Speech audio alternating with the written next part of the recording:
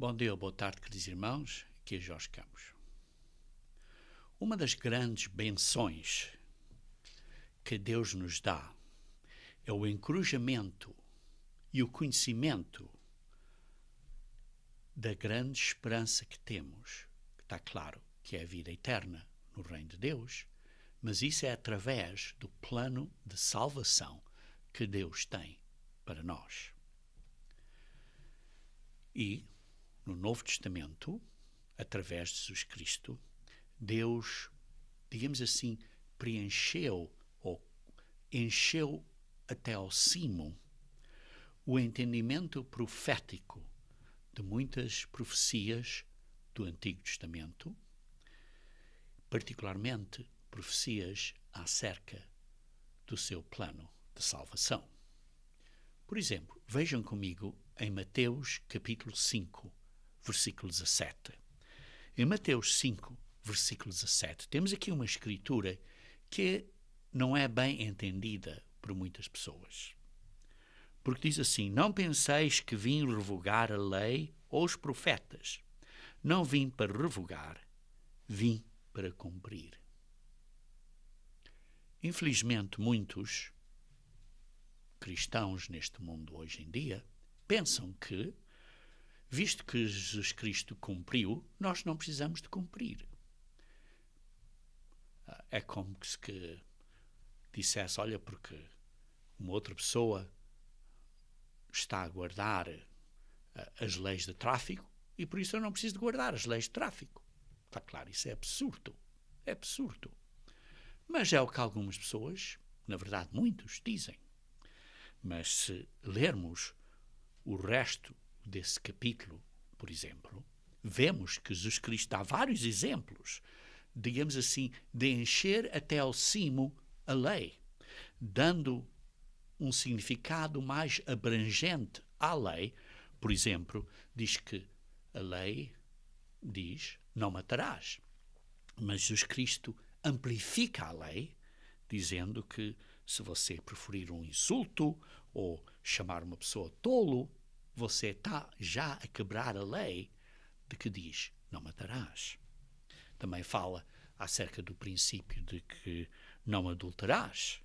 Mas, por exemplo, diz: se olhas com a intenção de impura no coração para uma mulher, então já cometeste adultério. E por outro exemplo diz: não darás falso testemunho, ou não falarás falso, não deves mentir. Então diz: tem que ter cuidado, que o teu sim seja sim e o teu não seja não. Por isso deu vários exemplos aqui nesse mesmo capítulo de Mateus 5. Jesus Cristo deu vários exemplos de que ele não estava a revogar a lei, mas a cumprir, isto é, a preenchê-la, a enchê-la até ao cimo. Isso é um ponto importante desta palavra cumprir em grego. A palavra cumprir aqui em Mateus 5,17 em grego é uma palavra pleirao, que significa encher até ao cimo. Cumprir, encher até ao cimo. Mas o ponto interessante aqui é que ele diz: não vim revogar a lei, e a maioria das pessoas pensa simplesmente só da lei, mas também diz: ou os profetas. Isto quer dizer que Jesus Cristo também veio encher até ao cimo uma série de profecias. Profecias do Antigo Testamento que estavam profetizadas, mas que o entendimento não estava preenchido, digamos assim. Não estava enchido até ao cimo, até ao topo. E um desses entendimentos proféticos é o entendimento do significado do 8º dia da festa. A festa de tabernáculos é por 7 dias, mas há um 8º dia dessa festa. E os judeus, por exemplo, e muitos cristãos não entendem o significado desse 8º dia. Bem, não entendem porque não praticam a festa.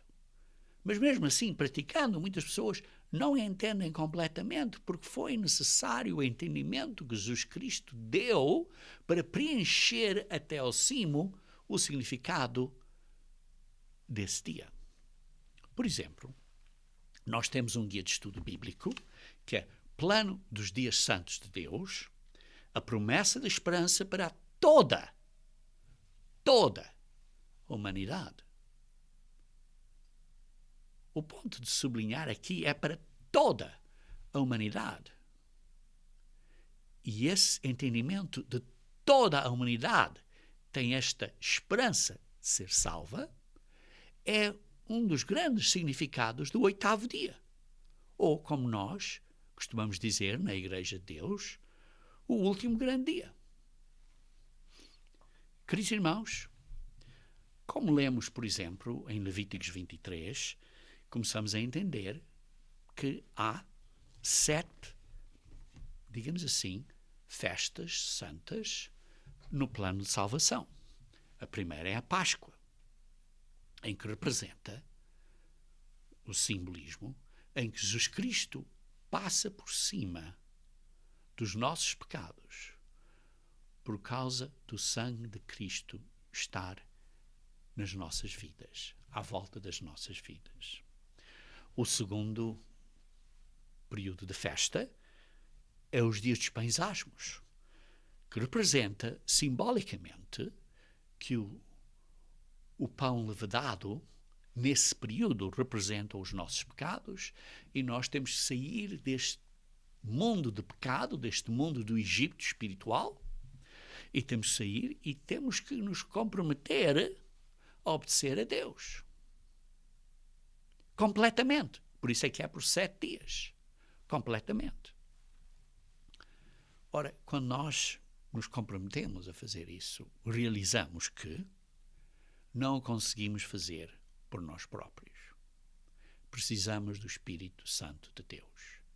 E por isso o terceiro festival é o dia de Pentecostes, que simboliza, no Antigo Testamento, quando Deus deu a lei aos israelitas no Monte Sinai, mas no Novo Testamento simboliza o nosso, digamos assim, assinar o compromisso da nova aliança, através de nós realizarmos que temos que nos arrepender, temos que ter fé em Cristo, que é simbólico dos primeiros dias de festas, da Páscoa e dos dias asmos, mas agora temos que ser batizados e fazer esse compromisso, essa Páscoa da nova aliança, que representa que a aliança é feita entre nós e Jesus Cristo, um compromisso, esta nova aliança,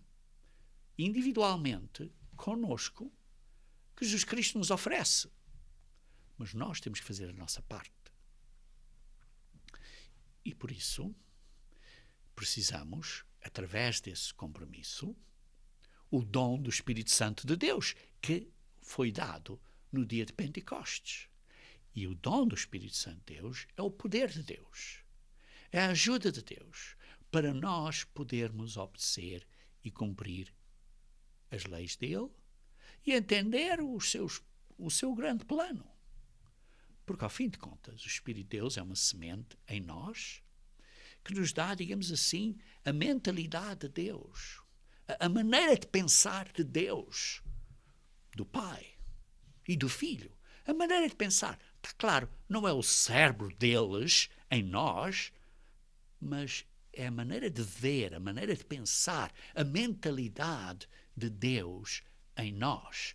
E por isso se diz a mente de Deus. Mas quando digo isso, a mente de Deus, não estou a dizer que é o cérebro deles, mas é a maneira de pensar, a maneira de ver, a maneira de... este pensamento, esta essência espiritual que faz com que nós pensamos de uma maneira espiritual, segundo o Espírito e não segundo a carne. E precisamos, por isso, da ajuda do Espírito Santo. E isso é simbolizado pela essa terceira festa. Depois, temos que vencer a fraqueza da nossa carne, com a ajuda do Espírito, durante a nossa vida inteira, até ao fim. E o fim, ou é quando Jesus Cristo vier, ou quando nós morremos, será o fim para nós. Quando Jesus Cristo vier, se tivermos vencido durante a nossa vida até morrermos, então estaremos na primeira ressurreição e seremos transformados em seres espirituais, que é o simbolismo do dia das trombetas.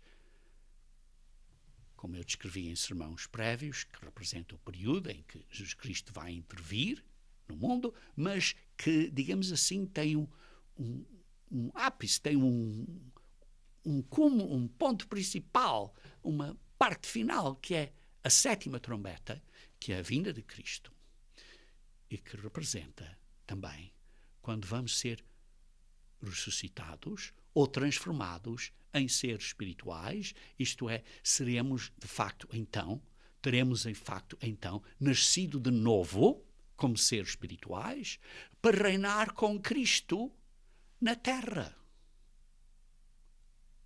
Como seres espirituais que podem ser vistos, tal como Jesus Cristo depois da ressurreição foi visto e podia ser tocado por pessoas como o Tomé, que tinha as suas dúvidas, disse, toca, e Jesus Cristo disse, toca a mim, vê que tenho ossos e tenho carne. Uma pessoa, ser espiritual, vai ter essa possibilidade de ser sentida e vista. Também Cristo podia, de repente, desaparecer da sala. E por isso é um ser espiritual que tem essa capacidade de aparecer e desaparecer. Como isso é realizado, não sabemos. Porquê? Porque isso vai ser revelado nesse dia. Mas esse é o significado dos dias de trombetas. Mas para reinarmos neste mundo físico, vamos ter que, ou Deus, através de Jesus Cristo, vai ter que eliminar toda a oposição, e por isso vemos que a besta e o falso profeta serão eliminados, mas também o diabo vai ser imprisionado durante esses 1000 anos, durante o reino milenial. Isso é representado pelo dia de expiação. Digamos assim, a quinta festa. O diabo é imprisionado e os seres humanos físicos, carne e sangue, que continuarem a viver e a sobreviver na Terra, vão ser reinados por um governo mundial que é incorrupto. Não como os governos deste mundo, sejam eles no Brasil, sejam eles em Portugal, sejam eles na Europa, sejam eles nos Estados Unidos da América. Os governos, os governantes estão cheios de corrupção nesta sociedade. Mas os governantes debaixo de Cristo, que serão os santos ressuscitados, esses são incorruptíveis. E vão reinar sobre a humanidade que terá sobrevivido na Terra durante o reino milenial, durante 1000 anos. Durante esses 1000 anos, que é representado pela festa dos tabernáculos, por 7 dias, que é a sexta festa, representa, digamos assim, a restauração da terra. A terra, então, vai se tornar um paraíso. Um paraíso. Depois desse paraíso, então, sabemos que o diabo vai ser libertado brevemente e depois vai ser julgado. E depois disso vem o significado do 8º dia. Então, qual é o significado do 8º dia? Da festa. Do 8º dia, que são parte desses dias santos de Deus, que devemos de guardar e observar. E quando guardamos e observamos, de ano a ano, começamos a entender melhor e melhor o plano de salvação de Deus. Então, o que é o significado desse 8º dia? O último dia. O grande dia da festa. Sim, o último dia. Que é um dia grande, que é um sábado grande, é um sábado anual. Queridos irmãos, muitas das profecias no Antigo Testamento não descrevem o significado das profecias. Foi preciso que Jesus Cristo viesse para nos dar um entendimento mais repleto, mais completo, enchendo o entendimento até o cimo dessas profecias. Deixe-me dar a vocês um exemplo. Agora eu vou dar outros um bocadinho mais adiante no meu sermão. Por exemplo, em Deuteronômio 32, vejam, por exemplo, no versículo 35. A mim me pertence a vingança, a retribuição a seu tempo. Isto é uma profecia que foi descrita aqui, mesmo nos livros da lei. Mas quando é que isso vai ser? Esse período não é entendido plenamente do Antigo Testamento. Por exemplo, vejam no versículo 36. Porque o Senhor fará justiça ao seu povo e se compadecerá dos seus servos, quando vir que o seu poder se foi. O poder dos seus servos se foi. Quando é que vai ser? Quando é que isso vai acontecer? Aqui não menciona quando. Simplesmente diz que vai acontecer, mas não dá, digamos assim, esta dimensão de tempo, de quando é que isto vai acontecer. Até o próprio Daniel perguntou ao anjo quando é que estas coisas vão acontecer, e o anjo disse, estão seladas até o tempo do fim. Vejam, continuando aqui em Deuteronômio 32, versículo 43. Veja assim. Louvai, ó nações, o seu povo, porque o Senhor vingará o sangue dos seus servos, tomará vingança dos seus adversários e fará expiação pela terra do seu povo. Quando é que isso será? Não explica aqui quando. Esta dimensão de tempo não é adicionada a esta profecia. Queridos irmãos, o 8º dia tem um significado muito importante que Jesus Cristo explicou para nós entendermos o que vai acontecer. Infelizmente, muitas pessoas, em primeiro lugar, nem sabem das festas de Deus. Porquê? Porque estão a observar festas pagãs, como o dia de Natal e outras assim. Em vez disso, se estivéssemos a obedecer as festas santas de Deus, começávamos a entender melhor o plano dele. E com o ensinamento adicional que Jesus Cristo deu à Igreja, então começamos a ver, ter a visão, começamos a entender o que ele nos está aqui a explicar por estas festas. Ora, as festas são descrevidas em Levíticos 23 e, como disse, são explicadas em muito maior detalhe no nosso guia de estudo, Plano dos Dias Santos de Deus, a promessa de esperança para toda a humanidade. Mas, lendo aqui acerca da festa dos tabernáculos, que começa a explicar aqui no Levítico capítulo 23, começando no versículo 33 até 39, por exemplo. Mas vejam, por exemplo, no versículo 36. Diz assim, 7 dias oferecereis ofertas queimadas ao Senhor, ao 8º dia tereis santa convocação.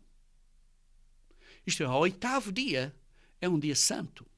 Isto é um sábado anual. E ofereceis ofertas queimadas ao Senhor. É reunião solene, nenhuma obra servil fareis. Reunião solene. Etzará. Reunião solene. Em nenhuma das outras dos dias santos diz que é reunião solene. Nenhuma das outras dos dias santos, descritos aqui em Levíticos 23, diz que é Etzará. O que quer dizer isso? reunião solene. Reunião solene é uma cerimónia de encerramento. É uma conclusão final dos dias santos de Deus. É o dia de encerramento da temporada do festival. Sim, do festival dos 8 dias, que 7 são de tabernáculos e o 8º não é, mas o festival de 8 dias, mas também dos festivais de Deus. É o encerramento do ano, digamos assim, religioso, com este significado dos dias santos de Deus. É uma reunião solene, isto é, uma fechadura, digamos assim, um encerramento, uma conclusão, o último dia da festa ou do período de festivais. E é um encerramento solene. Por exemplo, em Neemias capítulo 8, também fala acerca da festa. Aqui é um período em que os judeus tinham sido levados para a Babilónia e depois tinham retornado. E depois lê-se aqui que eles, no capítulo 8 de Neemias, que eles então começaram a ler o livro da lei e entenderam que deviam guardar a festa das cabanas, ou a festa dos tabernáculos. E lê-se aqui que não o tinham guardado desde os dias de Josué. Não tinham guardado a festa desde os dias de Josué. Vejam, por exemplo, no versículo 17. Toda a congregação dos que tinham voltado do cativeiro fez cabanas, fez residências temporárias, e nelas habitou, porque nunca fizeram assim os filhos de Israel. Desde os dias de Josué, filho de Num, até aquele dia. E houve muita alegria. Quer dizer que nos dias todos dos juízes, os dias de David, os dias de Salomão, os dias dos outros reis todos, não guardaram a festa de tabernáculos. Parece mentira, não é? Parece mentira.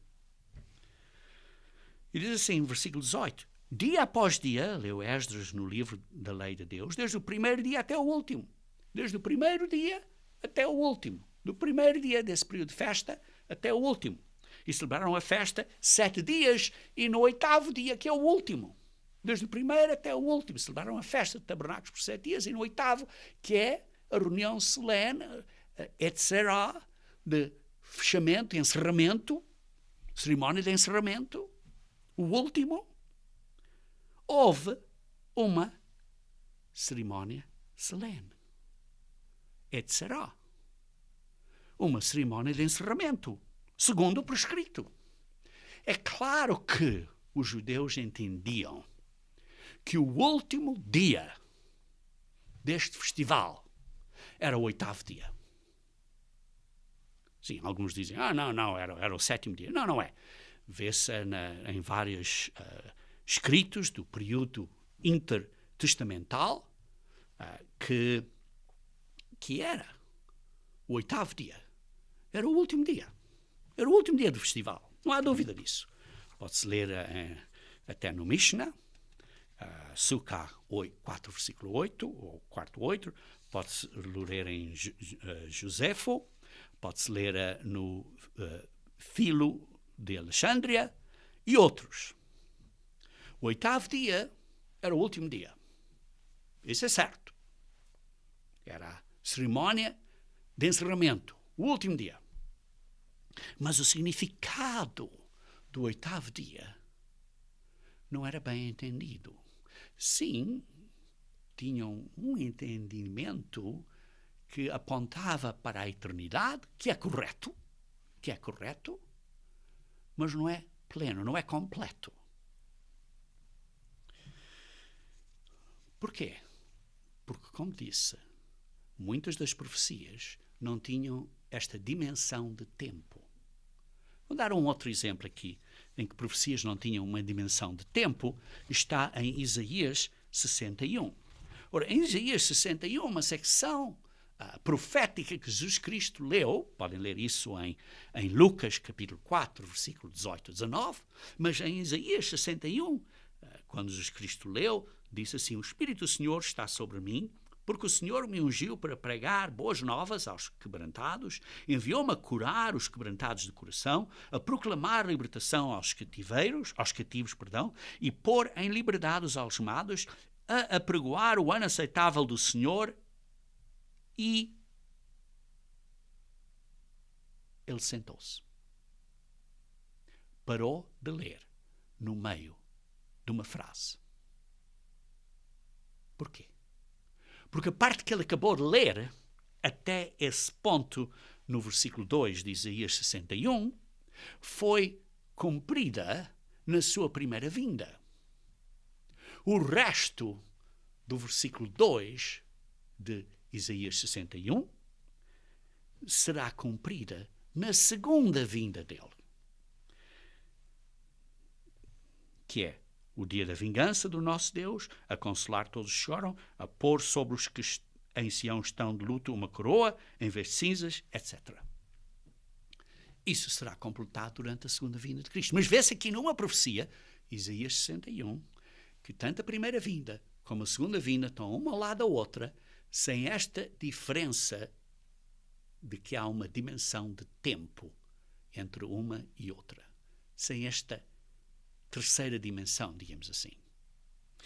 E por isso as pessoas não entendiam profecias plenamente, baseado somente no Antigo Testamento.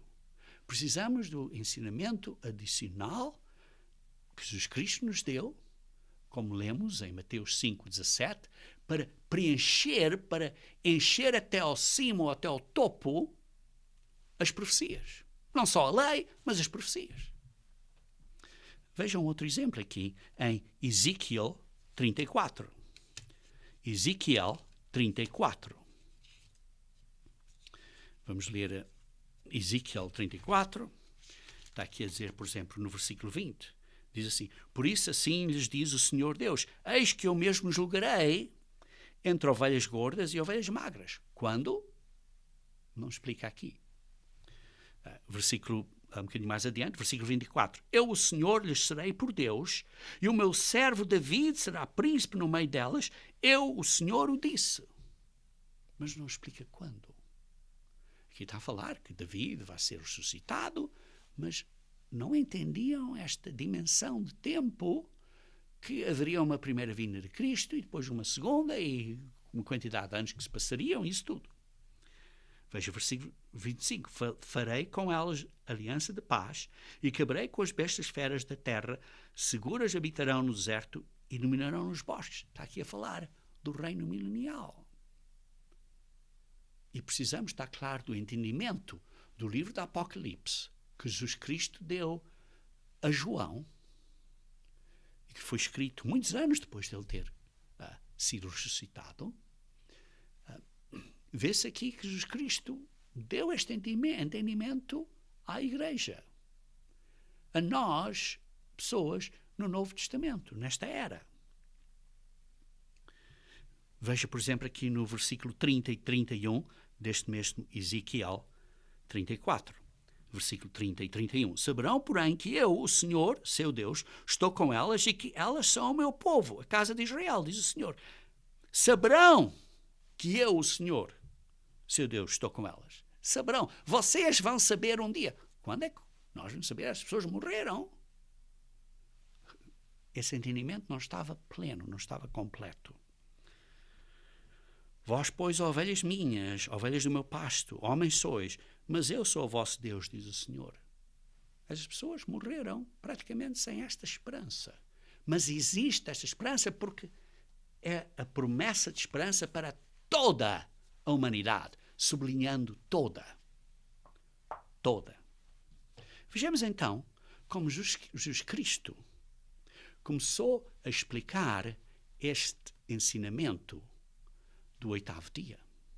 Começou a preencher a cumprir, a encher até ao cimo este ensinamento profético.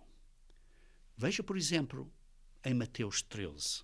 Mateus capítulo 13, versículos 16 e 17.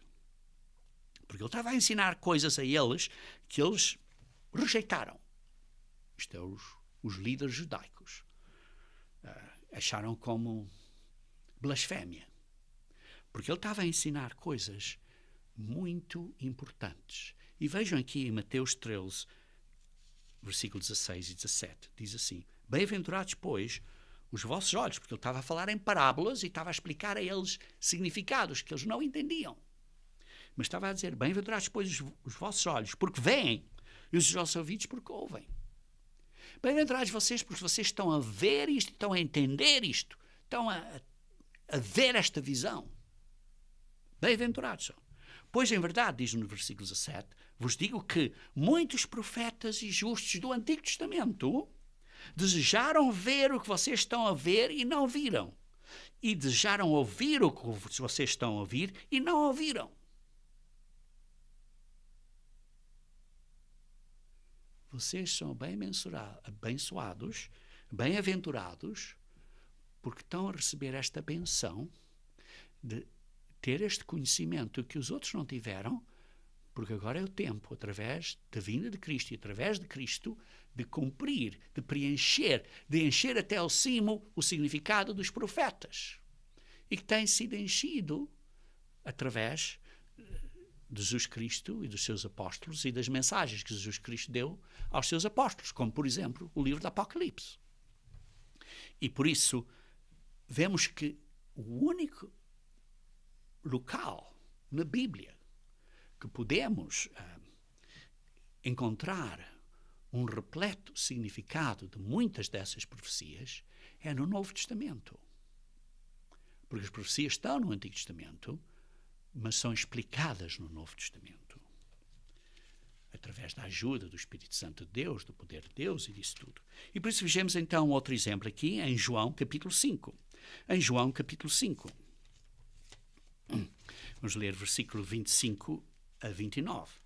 João 5. Vemos aqui alguns ensinamentos novos que Jesus Cristo estava a dar. João 5. Versículo 25 a 29. Diz assim: os que tiveram feito bem... versículo 25, desculpa. Em verdade, verdade vos digo que vem a hora, e já chegou, em que os mortos ouvirão a voz do Filho de Deus, e os que a ouvirem viverão. Vão ouvir a voz do Filho de Deus? Isto é ensinamento novo que não sabiam no Antigo Testamento, não compreendiam isto no Antigo Testamento. Os mortos ouvirão a voz do Filho de Deus, e os que ouvirem viverão. Quer dizer que Jesus Cristo tem esta autoridade. Veja no versículo 26. Porque assim como o Pai tem vida em si mesmo, também concedeu ao Filho ter vida em si mesmo. E versículo 27. E lhe deu autoridade para julgar, porque é o Filho do homem. Quer dizer que ele, Jesus Cristo, Filho de Deus e Filho do homem, tem autoridade do Pai para julgar. Isto era um entendimento novo. Não vos maravilhais disto, porque vem a hora em que todos, sublinhar todos, os que se acham nos túmulos, todas as pessoas que estão mortas, ouvirão a sua voz e sairão. Todos serão ressuscitados. Uns mais cedo e outros mais tarde. É o que ele diz depois no versículo 29. Os que tiveram feito bem, os santos, foram perdoados, que mudaram a vida, para a ressurreição da vida. A primeira ressurreição. Uma melhor ressurreição. E os que tiverem praticado o mal, e queridos irmãos, quem de nós é que não praticou o mal?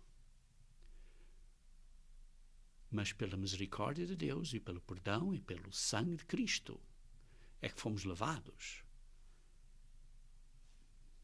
e fomos justificados para fazer o bem.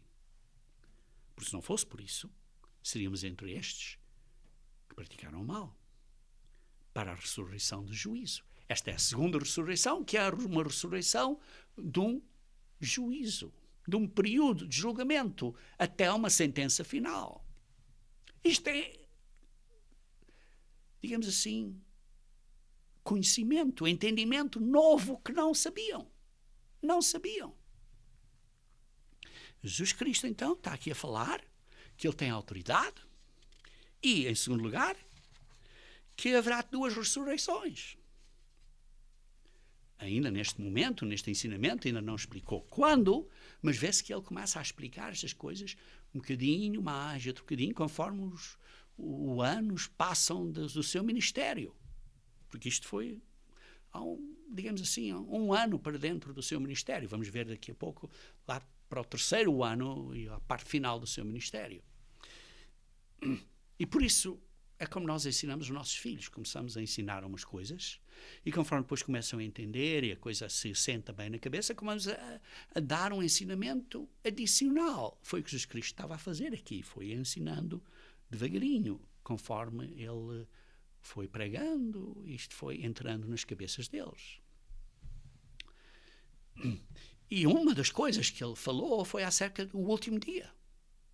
O último dia. Veja em João, capítulo 6, versículo 39. Diz assim, e a vontade de quem me enviou é esta, que nenhum eu perca de todos o que me deu. Pelo contrário, eu o ressuscitarei no último dia. Ao fim de contas, ao fim das grandes contas, todos são dados a Cristo, que é toda a humanidade. E por isso, uma grande perspectiva, o último dia vai ser quando toda a humanidade vai ser ressuscitada. Está claro, há as primícias que vão ser primeiro. A primeira ressurreição, a ressurreição da justiça, que vai ser uma melhor ressurreição. Continuando a ler no versículo 40, de facto, a vontade do meu Pai é que todo, sublinhar todo, homem que vir o Filho e nele crer, tenha a vida eterna. Está olhando para a eternidade. E eu ressuscitarei no último dia, ligando a eternidade para toda a humanidade com o último dia. Vejamos um bocadinho mais adiante. No versículo 44. Ninguém pode vir a mim se o Pai que me enviou não o trouxer, e eu o ressuscitarei no último dia. Ao fim de contas, todo o mundo vai ser chamado pelo Pai. Mas nem todos são chamados hoje. O entendimento que as pessoas não sabem, não entendem. Hoje, só aqueles que são chamados. Porque não podem vir, a não ser que Deus os chame. Deus quer chamar todos, mas cada um no seu próprio tempo, na sua própria ordem, como lemos em 1 Coríntios 15. Cada um na sua própria ordem. Diz assim, se o Pai que me enviou não o trouxer, e eu o ressuscitarei no último dia. Está aqui a tentar a apontar e dar este ensinamento e esta explicação do último dia. E sabemos que o último dia é o 8º dia, é o Etzerá, a cerimónia solene de encerramento, o último dia. Os judeus sabiam muito bem quando era o último dia. Vejam no versículo 45, e serão todos ensinados por Deus. Por Deus. Quando? No último dia. Quando houver essa segunda ressurreição, como vamos ver daqui a pouco. Todos serão ensinados por Deus. Veja, por exemplo, no versículo 54. Quem comer a minha carne e beber o meu sangue tem vida eterna. E eu o ressuscitarei no último dia. Vê-se aqui Jesus Cristo a dar o ensinamento uma vez e outra e mais outra acerca do último dia. E depois, continuamos a ler, no capítulo 7, vê-se que chegou o período da festa. Isto foi a última festa de tabernáculos que Jesus Cristo guardou antes de ser matado. Isso foi no ano 30 da Era Corrente. E esta era, vê-se aqui no versículo 2 do capítulo 7. Ora, a festa dos judeus, chamada Festa dos Tabernáculos, estava próxima. E eles perguntaram, não vens? Eu disse, não vou ainda. Deu a entender que não ia, mas foi em privado. Não foi com o mundo todo, porque já o queriam matar. E ele sabia que ainda não era o tempo. Ele seria matado durante a Páscoa do ano seguinte, que seria do ano 31. Mas aqui era a festa do ano 30. Mas como leem no versículo 10 do capítulo 7 de João, mas depois que os seus irmãos subiram para a festa, então subiu ele também, não publicamente, mas em oculto, em privado, em oculto, assim, confidencialmente, digamos assim. E depois vê-se no versículo 14, corria já em meio da festa, de tabernáculos, está claro, deste período de festival, no meio da festa, ele então foi ao templo e começou a ensinar. E vê-se aqui que ele começou a ensinar. E depois chegou-se um bocadinho mais adiante, vê-se no versículo 37 de João 7, vê-se assim, no último dia, o grande dia da festa. O último dia. Quando era o último dia? O 8º dia. O grande dia da festa. Ora, lendo-se aqui, vê-se que teria sido depois do pôr do sol, ao fim do 7º dia. O 8º dia começou ao pôr do sol, por exemplo, digamos às 6 da tardinha, ou coisa assim, dependendo da área em que você vive, que horas seria, mas digamos, por exemplo, às 6 horas, às 6 da tarde, por isso seria um pouco depois disso. E então já era o começo do 8º dia, mas o sol era noite ainda não era, digamos assim, a parte da manhã do dia seguinte, mas já era o 8º dia, depois do pôr do sol. Levantou-se Jesus e exclamou, se alguém tem sede, venha a mim e beba. Quem crer em mim, como diz a Escritura, do seu interior fluirão rios de água viva. Vê-se aqui que Jesus Cristo no último dia está a dizer, quem quiser vir a mim, que venha. A restrição de João 6,44, digamos assim, já não existia, que era só para quem fosse chamado. Agora todos são chamados. Por quem quiser, que venha. Porquê? Porque é o 8º dia, o último dia, a segunda ressurreição, quando toda a humanidade vai ter essa chance que não teve.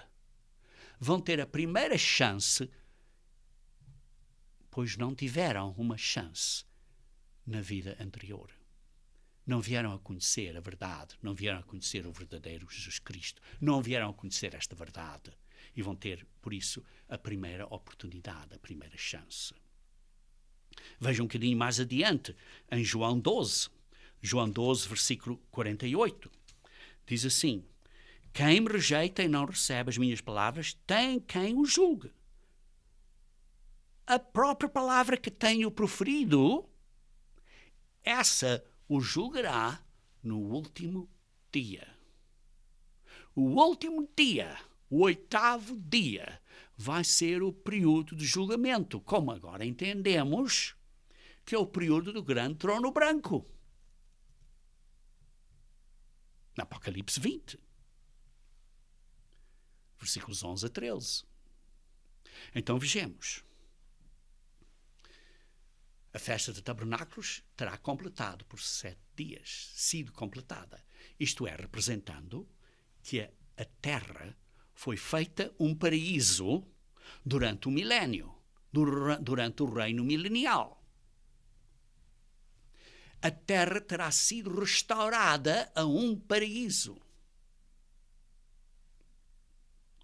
Pronta para receber os bilhões de seres humanos que morreram antes da segunda vinda de Cristo. Quando a terra vai ser, depois da terra ser restaurada,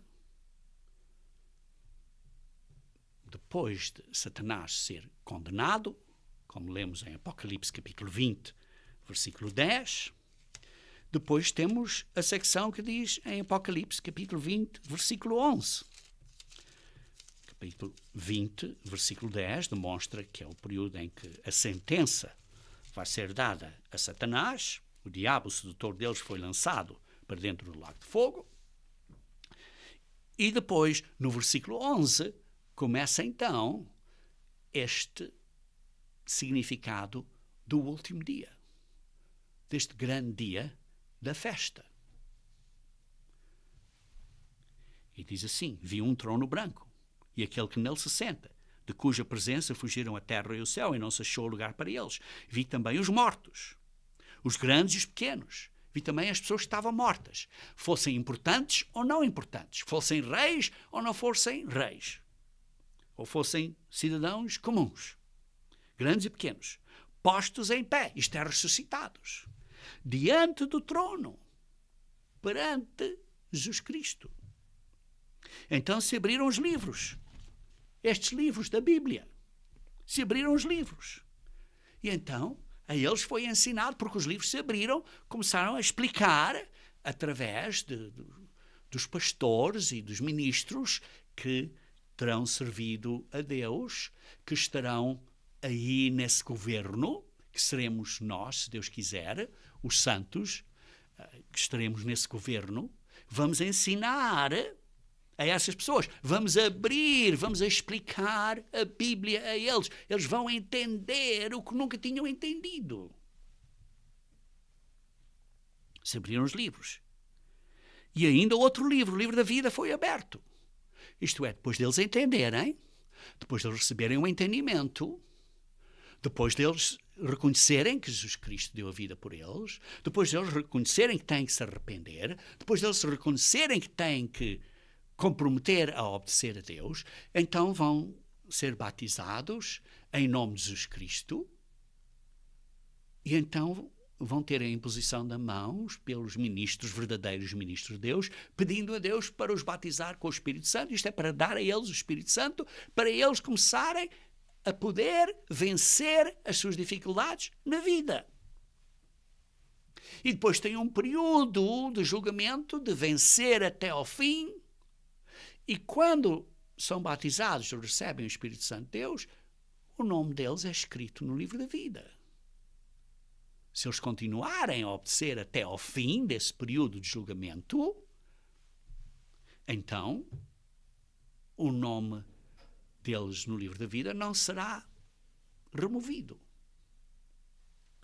E por isso, como diz aqui, o livro da vida foi aberto.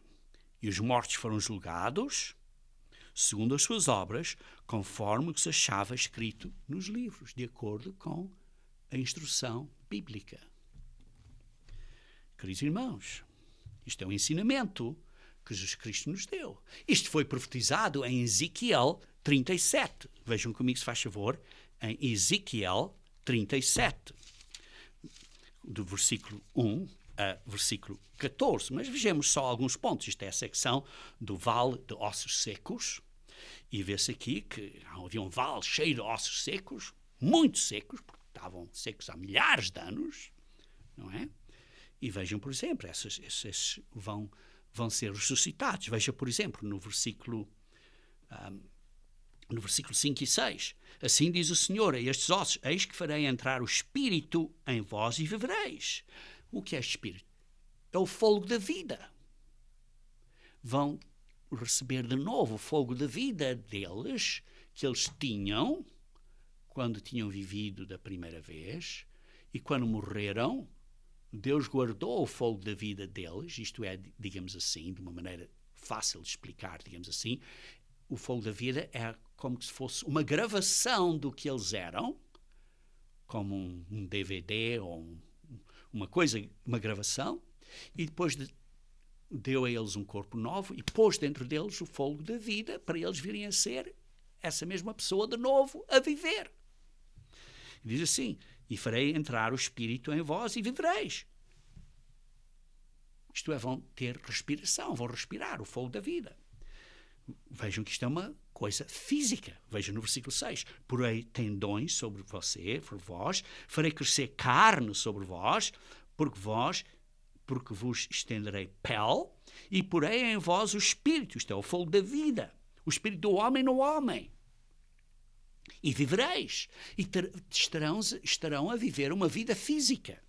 E sabereis que eu sou o Senhor. Como? Porque os livros da Bíblia vão ser abertos para eles e eles vão começar a entender, a ver e ouvir e a aprender o que nunca tinham aprendido e vão começar a ver, preciso me arrepender, preciso ser batizado. Veja um bocadinho mais adiante, no versículo 9. Então ele disse, profetiza ao filho do homem e diz-lhe, assim diz o Senhor Deus, vem dos 4 ventos ao Espírito e assopra sobre estes mortos, para que vivam. Este é o fogo da vida. Este é o espírito do homem no homem. Está aqui a repetir o que disse um pouco antes. E então, versículo 10. Profetizei como ele me ordenara, e o espírito do homem no homem, isto é o fogo da vida, entrou neles e viveram fisicamente. Se puseram em pé, ressuscitados. Esta é a segunda ressurreição, depois do milénio. A ressurreição do juízo de que Jesus Cristo falou. Um exército sobremodo numeroso. Bilhões de pessoas. Bilhões de pessoas. Vejam, por exemplo, no versículo 13. Sabereis que eu sou o Senhor. Como é que vão saber que eu sou o Senhor? Porque vão ser ensinados a verdade como você está a ser ensinado agora. Vão começar a entender, vão começar a ver, vão começar a compreender. Sabereis que sou o Senhor quando eu abrir a vossa sepultura e vos fizer sair dela, ó povo meu. Quando saberem, quando se arrependerem, quando forem batizados, então receberão o Espírito Santo de Deus depois da imposição das mãos. E diz assim no versículo 14, porei em vós o meu Espírito, isto é o Espírito Santo de Deus, e vivereis, isto é, então depois com o Espírito tereis a oportunidade à vida eterna, se venceres até ao fim. E vos estabelecerei na vossa própria terra. Então sabereis que eu, o Senhor, disse isto e o fiz, diz o Senhor. Queridos irmãos, isto é uma profecia que foi explicada em Ezequiel 37, mas agora com os entendimentos do Novo Testamento, isto tudo começa-se a encaixar. E temos esta dimensão de tempo e isto tudo começa a fazer sentido. Por isso é muito importante, queridos irmãos, guardarmos os dias santos de Deus para entendermos isto plenamente, porque senão é só uma coisa intelectual. Infelizmente, muitos de vocês olham para os dias santos e dizem, uma coisa intelectual, sim, mas não praticam. Queridos irmãos, precisam de pôr a mão na massa. Precisam de praticar para entender. E por isso, queridos irmãos, vê-se esta profecia, a qual Jesus Cristo referiu a ela, por exemplo, e vejam aqui em Mateus 10. Em Mateus 10, versículo 15. Mateus 10, versículo 15. Diz assim, em verdade vos digo que menos rigor haverá para Sodoma e Gomorra no dia de juízo, do que para aquela cidade. Isto é, o Sodoma e Gomorra vai ser ressuscitado ao mesmo tempo, como vem, por exemplo, em Mateus 11, versículo 21 a 24. Mateus 11, versículo 21 a 24. Fala aí das cidades de Corazim e Betsaida que vão ser ressuscitadas ao mesmo tempo, porque diz aqui que Tiro e Sidom, gentios, que tinham cometido vários pecados, diz assim, se tivessem operado os milagres que em vós se fizeram, há muito que elas se teriam arrependido com pano de saco e cinza. E contudo vos digo, no dia de juízo haverá menos rigor para Tiro e Sidom do que para vós outras. E depois vejam no versículo 23, e Cafarnaum elevar-se-á porventura até ao céu, descerás até ao Hades, porque se isto é a segunda morte. Porque se em Sodoma se tivessem operado os milagres que em ti se fizeram, teria ela permanecido até o dia de hoje. Digo-vos, porém, que menos rigor haverá no dia de juízo. Vão estar todos juntos, israelitas e gentios, todos ressuscitados, bilhões de pessoas, numa terra que foi restaurada. Para quê? Para restaurar a humanidade. Vem, por exemplo, em Mateus capítulo 12, 41 e 42, que os ninivitas e a rainha do sul também serão ressuscitados ao mesmo tempo. Queridos irmãos, não é só para os israelitas esta segunda ressurreição, é para todo o mundo. É para toda a humanidade. Como eu disse, é a promessa de esperança para toda, sublinhar toda a humanidade. E essa promessa de esperança é cumprida, é preenchida até ao cimo, com um significado, lindo significado de grande esperança do 8º dia. Vejam, por exemplo, como Jesus Cristo continuou explicando aqui em João. Nós acabamos de ler João 7, versículo 37 e 38, foi o que acabamos de ler há pouco. João 7, 37 e 38, que foi o último grande dia. E depois vê-se, por exemplo, no versículo 53, que cada um foi para a sua casa. Isto foi feito à noite, e depois foram para casa. Porquê? Porque a festa dos tabernáculos tinha acabado. O 8º dia não era o 8º dia de tabernáculos. E por isso, no 8º dia, podiam dormir em casa, não na residência temporária. E por isso foram para casa. Mas Jesus Cristo foi para o Monte de Oliveiras essa noite, e no na parte da manhã do dia que se seguiu, que está claro, da maneira que Deus vê dias, é de pôr do sol a pôr do sol, por isso na parte da manhã, ao amanhecer, ele foi ao templo. Porquê? Porque era o 8º dia, era um sábado anual, e era um sábado semanal também, ao mesmo tempo, no ano 30 da era corrente. Então voltou para o templo, e depois dá a história aqui da mulher que foi apanhada em flagrante no adultério. Um exemplo, um simbolismo dado no 8º dia, no dia do julgamento do trono branco. Porque toda a humanidade, nesse dia, vai ser apanhada em flagrante. E toda a humanidade vai estar na mesma posição. E Jesus Cristo vai dizer, como disse à mulher, diz à humanidade: eu também não te condeno, mas vai e não peques mais. Como lemos no versículo 11. E depois vêm mais exemplos aqui, por exemplo, no capítulo 8. No capítulo 8 fala acerca do exemplo, no capítulo 9 fala acerca do exemplo de um cego, da cura de um cego que tinha sido cego desde a nascença. Simbólico da humanidade que está cega espiritualmente desde o dia da nascença.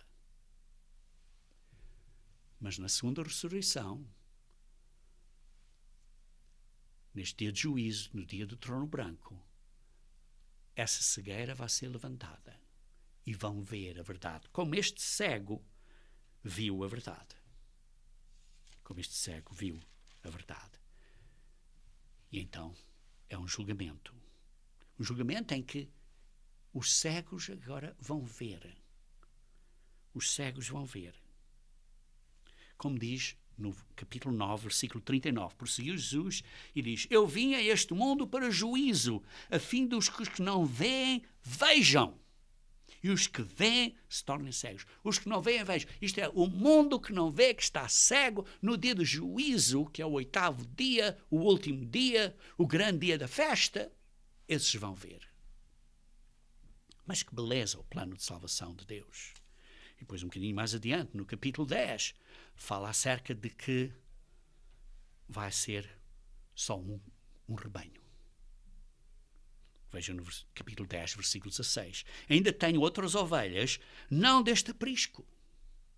Nesse período, simbolizando, tem outras ovelhas que não são judaicas ou hebraicas, mas que são gentios.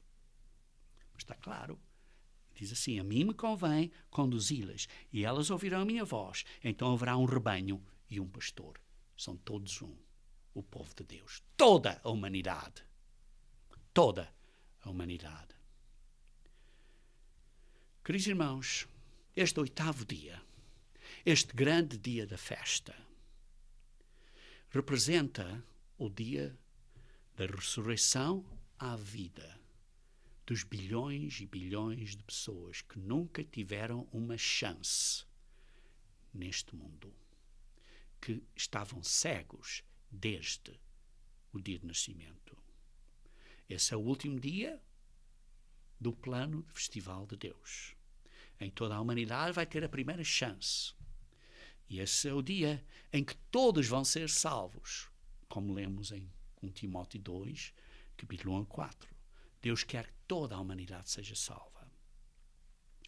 Então começamos a entender melhor em João 3,16, que diz: Deus enviou o seu Filho para que o mundo seja salvo. Quando?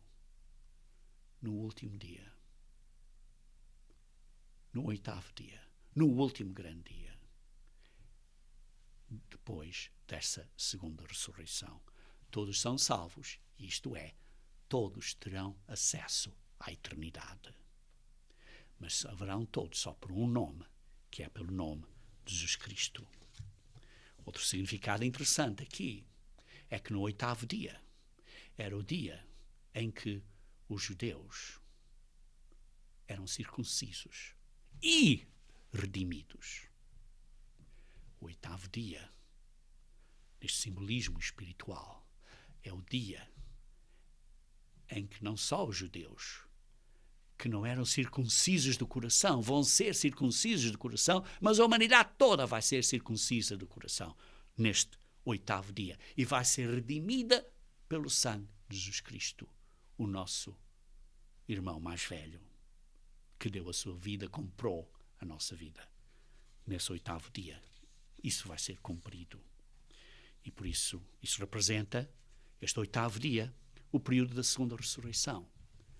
Esse período de julgamento, por um período de possivelmente 100 anos, como diz em Isaías 65, versículo 20.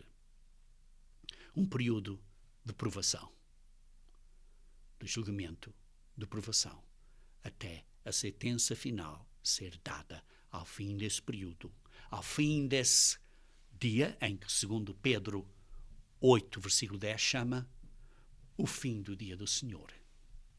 Em toda a humanidade terá a oportunidade de receber a eternidade.